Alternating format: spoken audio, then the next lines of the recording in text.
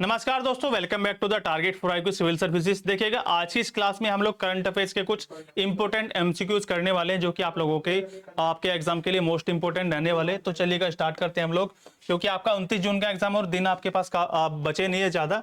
तो जितना आप लोग एमसीक्यूज प्रैक्टिस करोगे उतना ही आप लोगों के लिए ये बेनिफिशियल रहने वाला है। तो देखो, पहला एमसीक्यू हमारे सामने है, पहला क्वेश्चन आप लोगों के सामने है। ऑपरेशन चक्र 5, ऑपरेशन चक्र 5 का मुख्य उद्देश्य क्या था, किसने चलाया, अभी हम लोग सारी चीजों को डिस्कस करेंगे। पहले देख लेते क्या मेन ऑब्जेक्टिव क्या था इसका। अंतरराष्ट्रीय ड्रग नेटवर्क को तोड़ना, डिजिटल अरेस्ट स्कैम से रिलेटेड है, साइबर आतंकवाद से संबंधित है, या फिर आप लोगों का मनी लॉन्ड्रिंग से संबंधित है। तो देखो, अगर मैं बात करूं आप लोगों से, तो इसका जो मेन ऑब्जेक्टिव है वो था आप लोगों का डिजिटल अरेस्ट स्कैम पर रोक लगाना। और ये जो ऑपरेशन आप लोगों का ये चलाया था आप लोगों का सीबीआई ने, ठीक है जी, ये चलाया था सीबीआई के द्वारा चलाया गया था। क्या होता है आप लोगों का मेन ऑब्जेक्टिव, क्या हो जाता है, डिजिटल अरेस्ट। आप लोगों ने देखा होगा डिजिटल अरेस्ट क्या होता है। एक आपके पास अननोन नंबर से वीडियो कॉल आती है, उस पर जो है वो कहते हैं कि अपना कैमरा ऑन कीजिएगा, आप लोग उनको अपना फोटो दिखा देते हो वीडियो ऑन करके। फिर वो क्या करते हैं, वो आपके चेहरा का जो है गलत इस्तेमाल करते हैं, आप लोगों के चेहरा लगाकर वो अश्लील वीडियो बना सकते हैं, कोई भी कंटेंट में आपका चेहरा जोड़ सकते हैं। फिर आपको जो है वो ब्लैकमेल करेंगे, आपसे पैसे मांगेंगे। तो ये होता है आप लोगों का क्या, डिजिटल अरेस्ट इसको बोलते हैं। किसने चलाया ऑपरेशन, ये आपका सीबीआई ने चलाया था। किस लिए, डिजिटल अरेस्ट स्कैम से संबंधित अपराधियों को पकड़ने के लिए।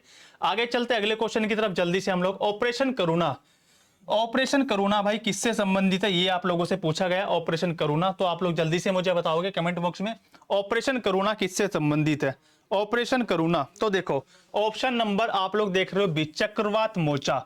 चक्रवात मोर्चा आया था किस देश के अंदर, म्यांमार के अंदर।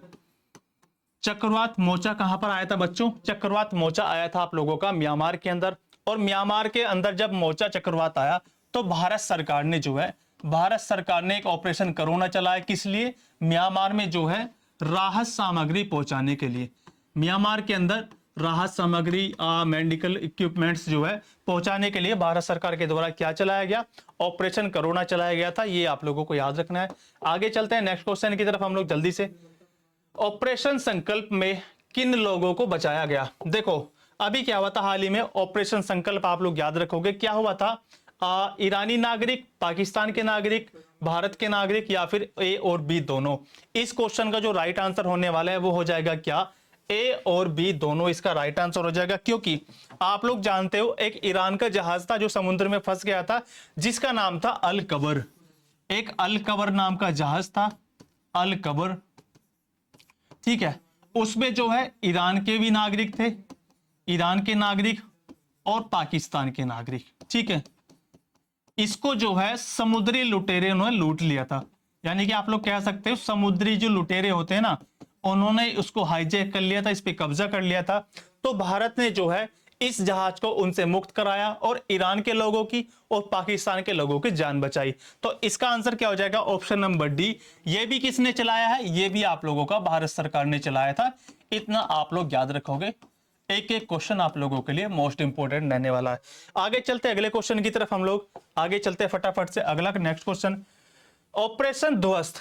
ऑपरेशन ध्वस्त का मेन ऑब्जेक्टिव क्या है, ड्रग तस्करी को रोकना, टेरर फंडिंग नेटवर्क को तोड़ना, या फिर जो नकली नोट छापे जाते हैं उनका नेटवर्क को खत्म करना, या फिर सीमा पे जो घुसपैठ होती है उससे रिलेटेड। तो आप लोग जानते हो क्या, जो हमारा ऑपरेशन ध्वस्त है, ऑपरेशन जो ध्वस्त है वो चलाया हमारा किसने, वो चलाया था नेशनल इन्वेस्टिगेशन एजेंसी यानी कि NIA ने। और इसका जो राइट आंसर हो जाएगा वो हो जाता आप लोगों का टेरर फंडिंग नेटवर्क को रोकना।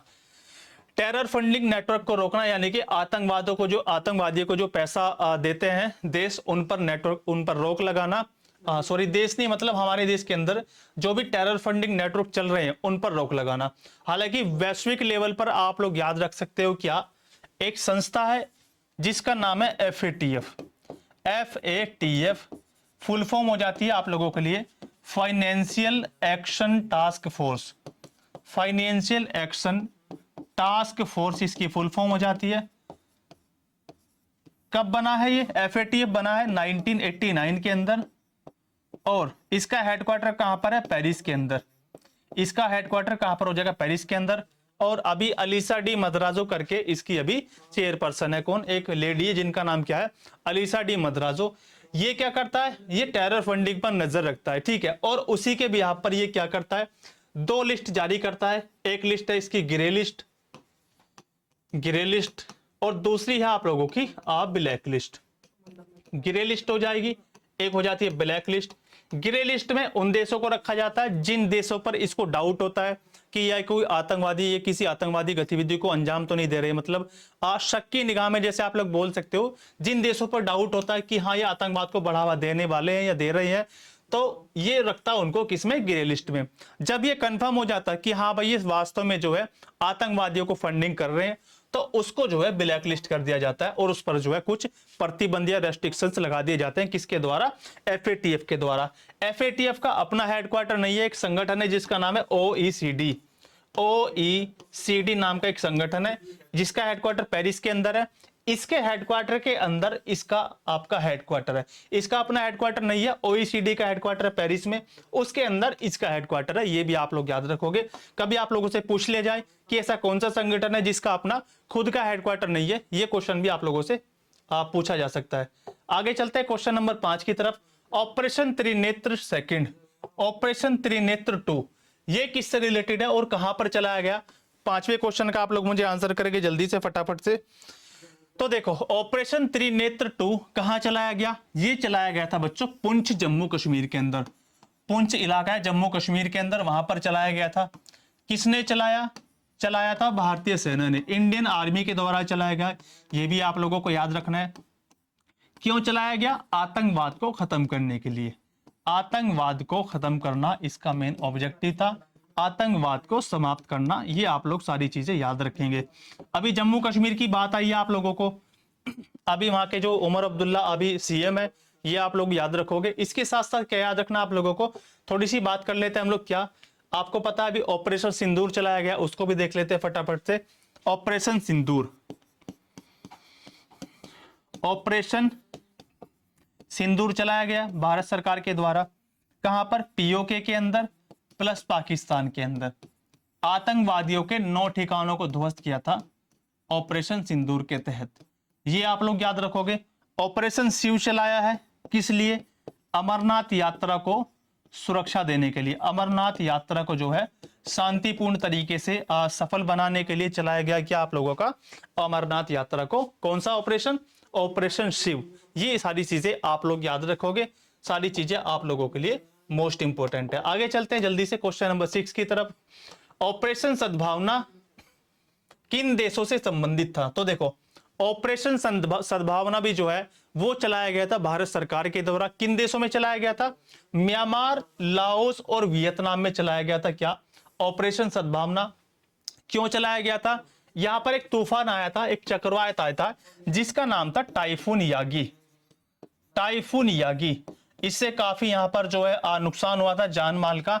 उसमें जो है राहत सामग्री पहुंचाने के लिए, उससे राहत दिलाने के लिए जो है टाइफून यागी से राहत दिलाने के लिए ये आप लोगों का चलाया गया था। क्या? ऑपरेशन सद्भावना। इसको आप लोग याद रखोगे। चलते हैं नेक्स्ट क्वेश्चन की तरफ जल्दी से फटाफट से। क्वेश्चन नंबर 7, ऑपरेशन दोस्त में किस विमान का प्रयोग किया गया था? ऑपरेशन दोस्त। देखो, ऑपरेशन दोस्त में पहली बात तो आप लोग याद रखोगे, सबसे पहले आप लोगों के लिए जानना जरूरी है ऑपरेशन दोस्त क्या था। ऑपरेशन दोस्त चलाया था ये भारत सरकार ने चलाया था। किसने चलाया? ये भी भारत सरकार ने चलाया था, इतना आप लोग याद रखोगे। क्यों चलाया था?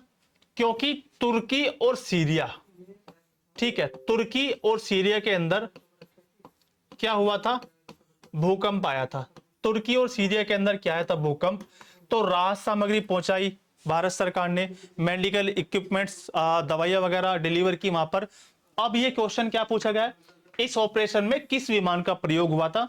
तो वो विमान था हमारा क्या? C-17 ग्लोब मास्टर हमारा विमान था।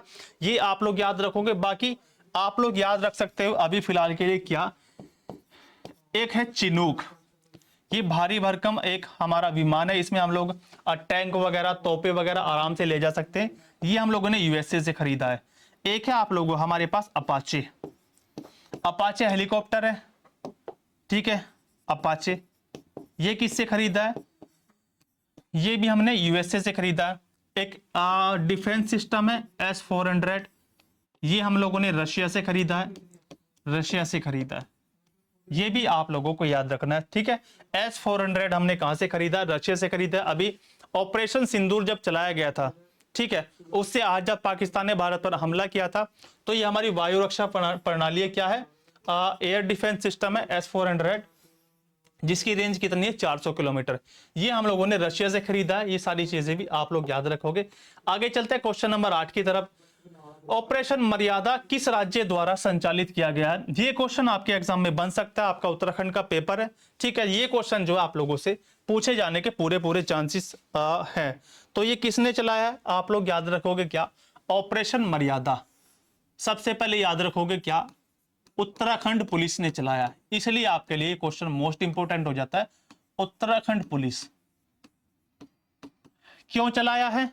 जितने भी वहां पर हमारे उत्तराखंड में तीर्थ स्थल है, ठीक है, तीर्थ स्थल है, प्लस जितने भी पर्यटन स्थल है, जितने भी टूरिस्ट प्लेसेस है, पर्यटन स्थल है, इन दोनों में जो है स्वच्छता बनाए रखना, ठीक है। इनमें क्या है? स्वच्छता बनाए रखना, गंदगी नहीं फैलानी है किसी को।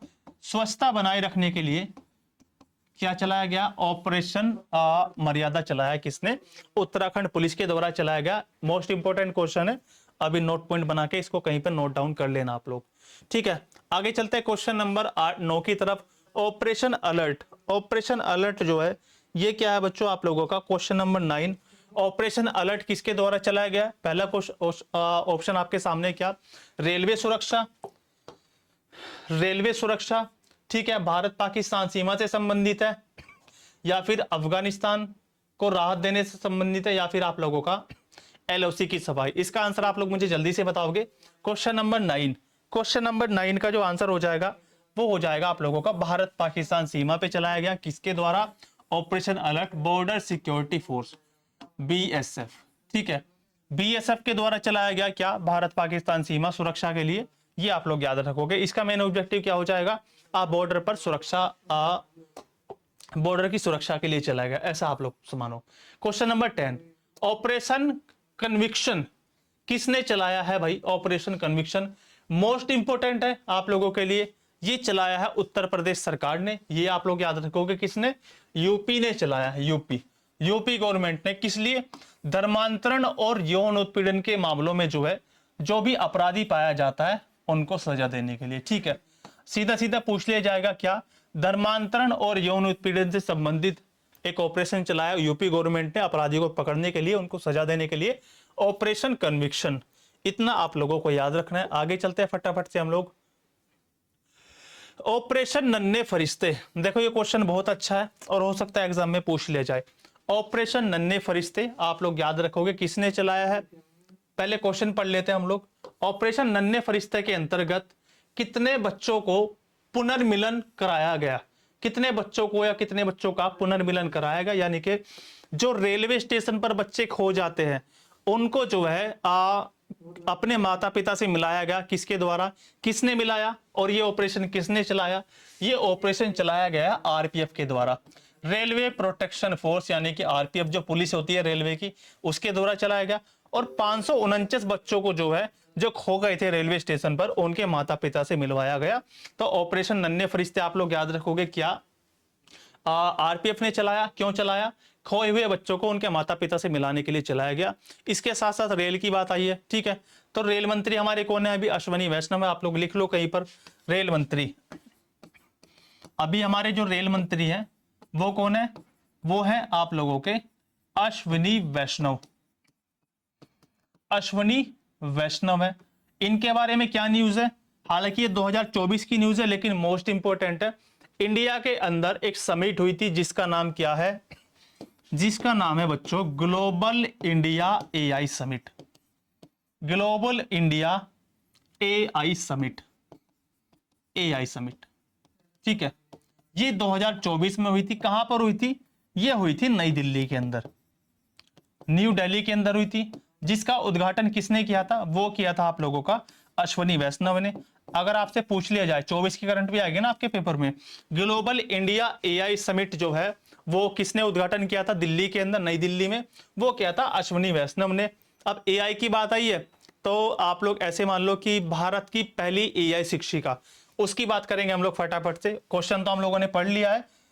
भारत की पहली एआई शिक्षिका आपको पता है, अभी लिख लेते हैं सारी चीजें, एआई से रिलेटेड जितनी भी चीजें हैं अभी निपटा देते हैं।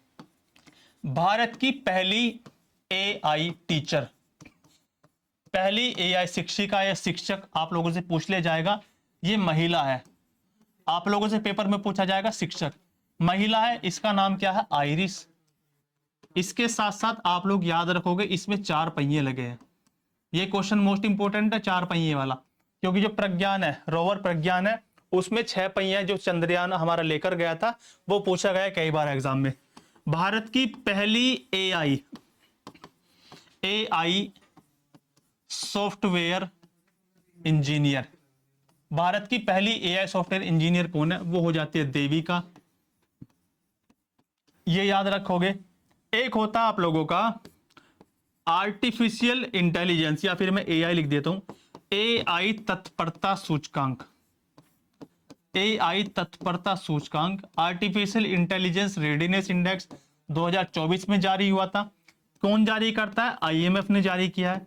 आईएमएफ कब बना, 1945 में बना है। ठीक है, इसको आप लोग याद रखोगे। क्रिस्टालिना जॉर्जीवा इसकी हेड है अभी। और इसमें जो है टॉप कंट्री कौन था, वो था आप लोगों का सिंगापुर। सिंगापुर को पहला स्थान मिला था इसके अंदर एआई का यूज। भारत की जो रैंक थी वो था आप लोगों का 72वां था हमारा भारत। ठीक है, 72वां था अभी भारत हमारा। और एआई समिट अभी 2025 में हुई है, एआई शिखर सम्मेलन, वो हुई थी हमारी पेरिस के अंदर, जिसमें जो है मोदी जी ने भाग लिया है।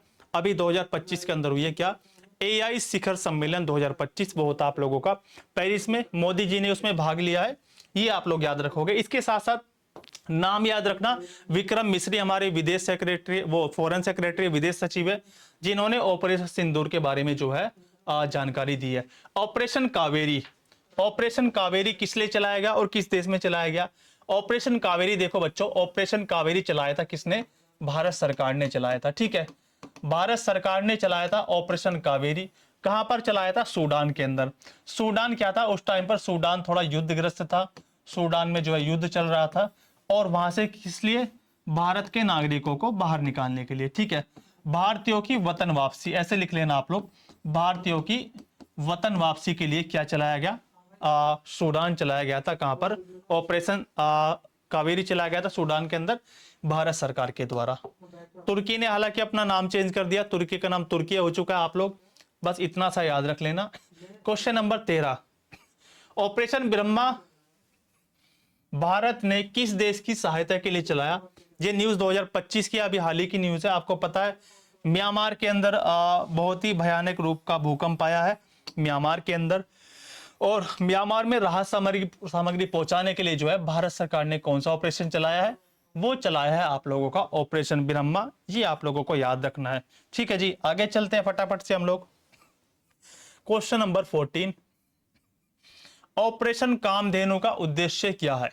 ऑपरेशन कामधेनु, क्वेश्चन नंबर 14 आप लोगों से पूछा गया। ऑपरेशन कामधेनु, तो देखो ऑपरेशन कामधेनु को अगर मैं बात करूं आप लोगों से, तो कामधेनु आपको पता है गाय को बोलते हैं। ठीक है, मवेशी तस्करी को रोकने के लिए, मवेशी तस्करी रोकने के लिए जो है जो हमारे पशु है, मवेशी है, गाय है, भैंस है, उनको रोकने के लिए चलाया गया ऑपरेशन कामधेनु।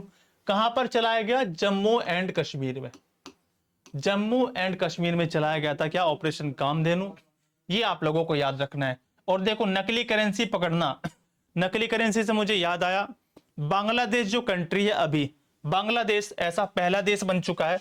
देखो मैं आपको बताता हूं, भारत के राष्ट्रपिता कौन है, भारत के राष्ट्रपिता वो है भाई महात्मा गांधी, महात्मा गांधी, महात्मा गांधी है। इसी तरीके से बांग्लादेश के राष्ट्रपिता हैं जिनका नाम है, बांग्लादेश के राष्ट्रपिता,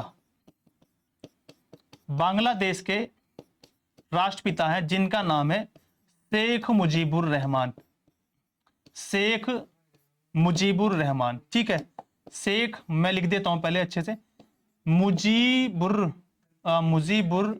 रहमान। ठीक है, शेख मुजीबुर रहमान, ये कौन है? ये बांग्लादेश के राष्ट्रपिता है। बांग्लादेश के राष्ट्रपिता है कौन? शेख मुजीबुर रहमान। तो अभी क्या न्यूज है? बांग्लादेश दुनिया का ऐसा पहला देश बन चुका है जिसने जो है आपको पता होगा भारत के नोटों पर इस साइड गांधी जी छपे होते हैं। इन्होंने क्या किया है, इनकी जो करेंसी थी, जो बांग्लादेश की करेंसी है, उस पर जो नोट पर जो ये छपे हुए थे, इनके राष्ट्रपिता शेख मुजीबुर रहमान, इन्होंने अपने नोट पे से अपने राष्ट्रपिता की तस्वीर को हटा दिया। और ऐसा करने वाली है विश्व के पहले देश बन चुका है बांग्लादेश। आपको याद रखना है। मोहम्मद यूनुस अभी यहाँ की अंतरिम सरकार के प्रमुख है। राजधानी ढाका है। यहाँ की जो है मुद्रा क्या हो जाती है? 8 टका हो जाती है बांग्लादेश की। ये आप लोगों को याद रखना है। बाकी अभी मैंने महात्मा गांधी का नाम लिया आप लोगों से, तो महात्मा गांधी के बारे में आप लोग याद रखोगे क्या? महात्मा गांधी 1920 में क्या चलाया इन्होंने? असहयोग आंदोलन चलाया। असहयोग आंदोलन चलाया। 1930 में क्या चलाया? सविनय अवज्ञा आंदोलन चलाया। ठीक है, सविनय अवज्ञा आंदोलन चलाया। 1942 में क्या चलाया था? भारत छोड़ो आंदोलन। अंग्रेजों भारत छोड़ो आंदोलन। ठीक है, भारत छोड़ो आंदोलन ये इन्होंने चलाया। खेड़ा सत्याग्रह 1918 का सरदार वल्लभ भाई पटेल इनके नेतृत्व में। इसके साथ साथ 1931 में हुआ था गांधी इरविन समझौता।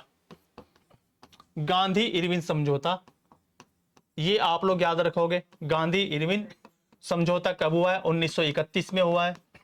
1917 का चंपारण, बिहार में चंपारण सत्याग्रह, उससे जुड़े हुए थे गांधी जी। चंपारण सत्याग्रह, ठीक है, क्या हो जाएगा? चंपारण सत्याग्रह, इसको आप लोग याद रखोगे। इसके साथ साथ एक इनकी पत्रिका है हरिजन। ठीक है, एक इनकी पत्रिका है जिसका नाम है हरिजन, उसका नाम आप लोग याद रखोगे। हालांकि ये किताबों वाला चैप्टर आप लोगों ने पढ़ा होगा। कौन सी हो जाएगी? हरिजन। एक इनकी बुक है माई एक्सपेरिमेंट मैं हिंदी में लिख देता हूं, sorry. My experiment with truth. My experiment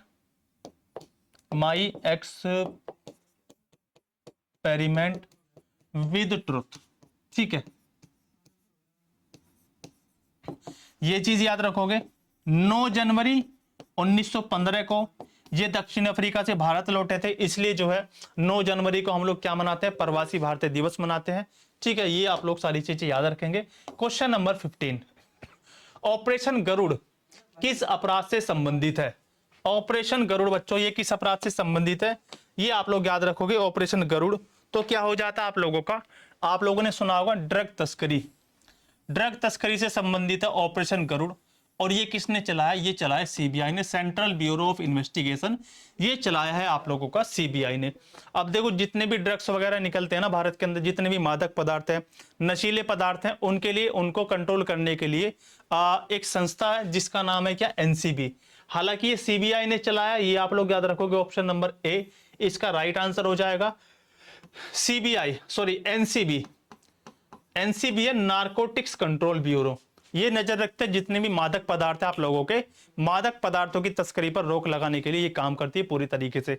तो आज की इस क्लास में हम लोगों ने जितने भी ऑपरेशन इंपॉर्टेंट थे उससे रिलेटेड सारे एमसीक्यूज अच्छे से कवर कर लिए हैं।